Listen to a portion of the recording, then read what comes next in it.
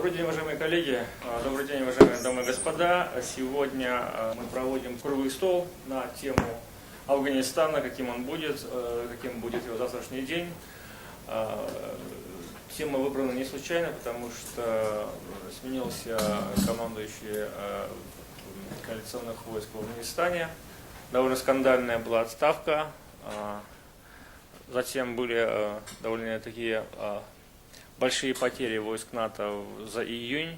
102 человека, насколько я знаю, 102 военнослужащих. Это за последние 10 лет самые большие потери.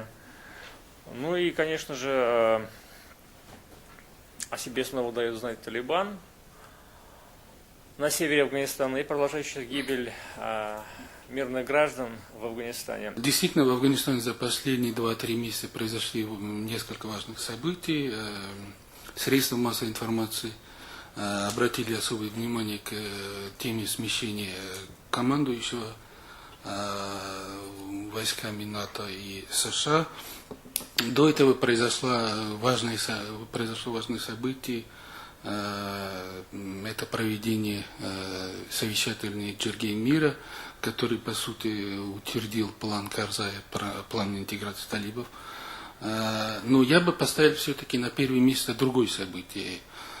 Это смещение силовиков, афганских силовиков, это смещение начальника Главного управления национальной безопасности, Управления национальной безопасности Афганистана Амрулы Салыха, это смещение начальника Генерального штаба Вооруженных сил Афганистана. Эти политики считаются в Афганистане неугодными Пакистану, если вот так выражаться. Они были смещены. На мой взгляд, все эти события логически связаны друг с другом. Как мы с вами знаем, после вторжения западных войск в Афганистан в 2001 году ситуация в Афганистане ухудшается. Вот резкое ухудшение произошло в 2004 году. Растет количество терактов, растет жертвы среди мирного населения. Но для западных обществ главный рост потерь среди военнослужащих западных стран. Это и приводит к росту антивоенных настроений в западных странах, что негативно оказывает на принятие решений по увеличению контингента и по принятию решений по расходованию финансовых средств. И вот в связи с сложившейся ситуацией Запад, на мой взгляд, и Кабул, которые потеряли, можно сказать, надежду на военные решения кризиса, начали очень опасную игру. Игра заключается в том, чтобы отколоть часть талибов к себе, при этом сохранив контроль над ними. Эта игра была начата где-то в середине прошлого года. Потом прошли серия переговоров, о которых и сообщения в СМИ были. Но несколько месяцев назад, буквально за считанные недели до начала Джирги, этот процесс или этот план был сорван. Сорван был во многом благодаря пакистанским спецслужбам. Они провели серию арестов на своей территории. В том числе был арестован один из главных лидеров талибов, человек номер 2, Мулла Барадар.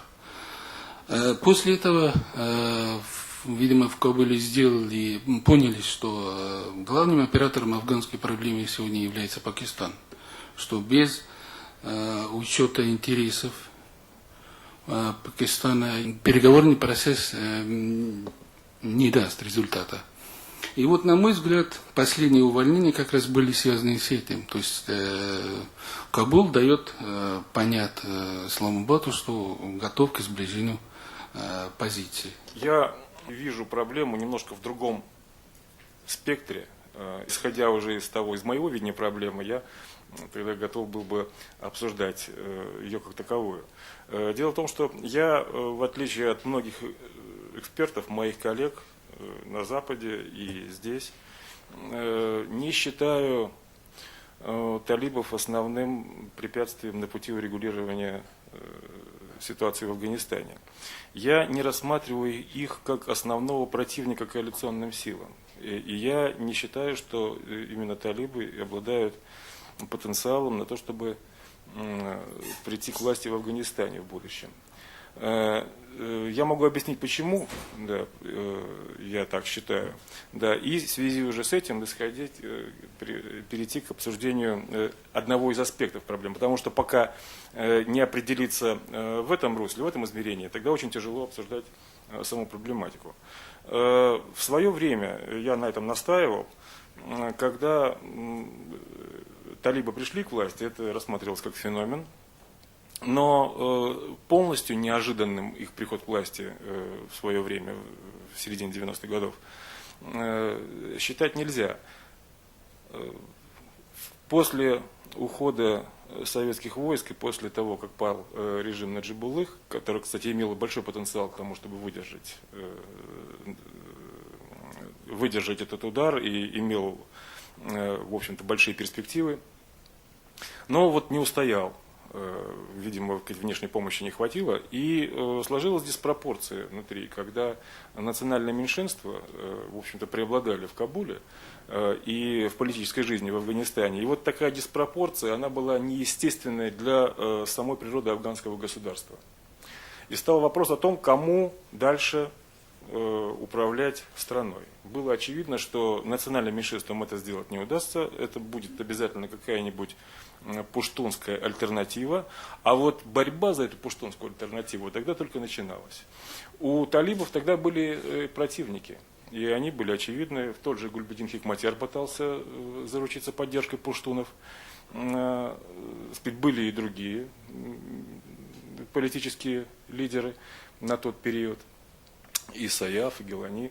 Но, опираясь на административную поддержку пакистанской разведки, конечно, талибы смогли это сделать. Может быть, даже не совсем по своей инициативе, может быть, там были мощнее генераторы.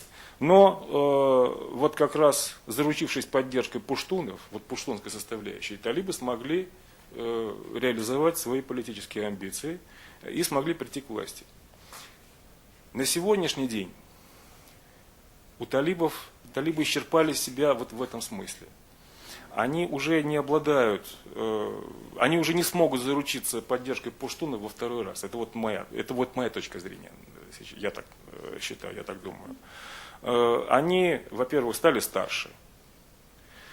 Их подпирают немножко другие движения внутри самих структур. И потом они утратили полностью свой контроль, поскольку они потерпели поражение в свое время, как в рамках государственной структуры, они потеряли управляемость и контроль, они